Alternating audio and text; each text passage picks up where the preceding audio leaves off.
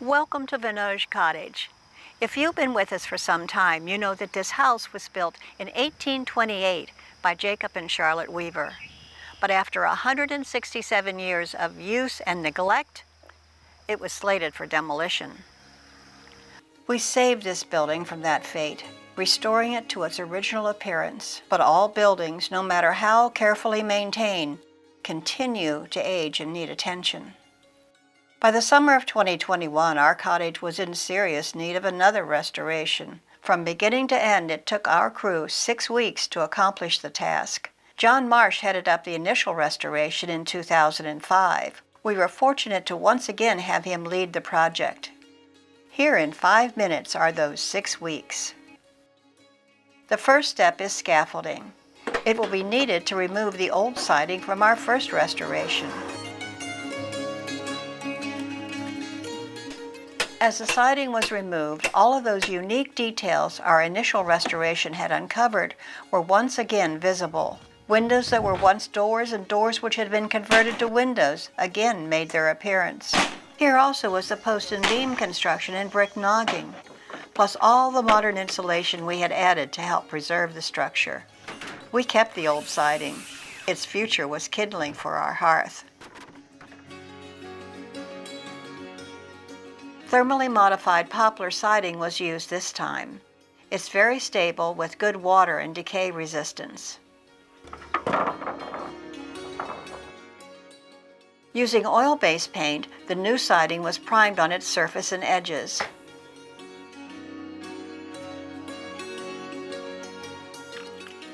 Only one original window from the 1828 structure remains in the cottage.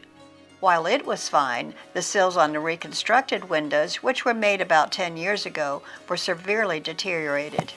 Using traditional methods, these windows were rebuilt using as many original parts as possible. Old glass was used and glazed in John Marsh's shop. John Romero makes it look easy and fast. It's not. Glazing the sash is a skill necessary to have a waterproof window. All this window work was not that difficult, climate-wise. It was done inside. When it came to installing the windows and siding, that work would be done in the blistering and humid heat of an Ohio River Valley summer. One thing for sure, when someone in the future has to restore our restoration, the brand name Lowe's will be front and center in regards to the vapor barrier. John Marsh makes the installation of our new window frames and sashes look easy. It isn't, especially with older buildings that have settled. Measure twice and cut once. That's the old saying. Nothing was more true, especially during the next phase, the exterior siding. To assure perfection, a good part of the time was spent making sure all the angles and measures were correct.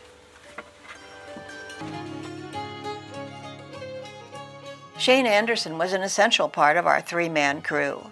John and Shane began applying the siding. It was hot work, so let's get them out of the heat through some film magic. Watching this footage makes me have even greater respect for what John and his crew did. No matter what the heat or humidity brought on, they never stopped.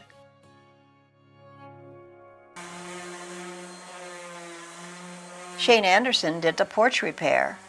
Preparation, preparation, preparation. That's the key to good wood repair and painting. The quality of his work, along with his skillful application of wood filler and the final coats of paint, will keep our site in pristine condition for some time to come.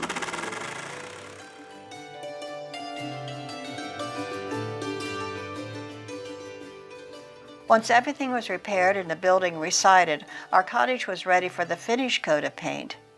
That took 2 coats of latex. Painting was done in the early mornings before the heat of the day. Ladders and all that scaffolding made the actual application of the paint much easier.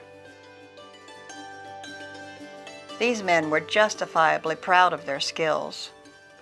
You can see their craftsmanship as you stand here viewing the restoration. We hope you could stop by in person to see what they did. Thanks to John Marsh, John Romero, and Shane Anderson for all they did for us and for you, our visitors. Be sure and watch our video, A Small Place I Wrote You About.